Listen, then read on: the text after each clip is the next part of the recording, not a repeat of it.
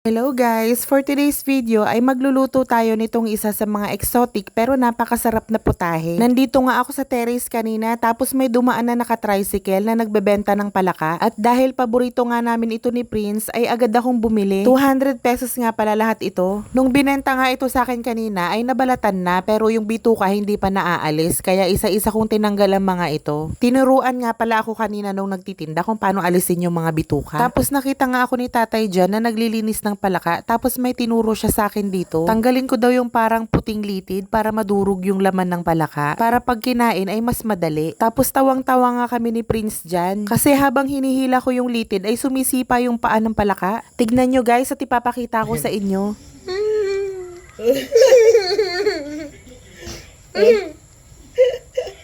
Ito nga pala guys yung tinuro sa akin ni tatay na alisin ko. Hindi ko nga alam kung anong tawag dyan. Basta tinanggal ko na lang din. Naalala ko pala guys, nung bata ako, mahilig manghuli ng palaka yung mga kuya ko. Tapos ako din yung naglilinis at nagluluto. Tapos naaalala ko nga nun, gumagamit ako ng abo para matanggal ko yung balat. Madulas kasi yung balat ng palaka, kaya kailangan ng abo. Pagkatapos ko nga palang linisan yung palaka, ay naghihiwa na ako ng mga rekado. Dinamihan ko nga pala yung luya para siguradong walang lansa. Tapos naghihiwa na rin ako ng sibuyas at bawang. Dinamihan ko na din para mas malasa. Ang gagamitin ko nga pala dapat dito na gata ay yung nakalata. Pero buti na lang sinipag yung asawa ko. At sabi niya magkakayod na lang daw siya ng nyog kasi mas masarap pag fresh gata. Tuwang-tuwa nga dyan si Prince nung binigay ko sa kanya yung para ng nyog. Naaalala ko tuloy nung bata ako. Tuwang-tuwa din ako pag nakakakain ako ng ganon. Habang nagkakayod nga pala ng nyog yung asawa ko dyan ay nakabantay itong si King at curious sa ginagawa ng daddy niya. At maya-maya pa nga ay gumaya na at siya na yung nagkakayod ng nyog. Nang matapos nga silang magdaddy dyan na magkayod ng nyog ay agad ko na itong binuhusan ng mainit na tubig at piniga. Kailangan nga ito ay pigang-piga para makuha mo lahat ng gata. 2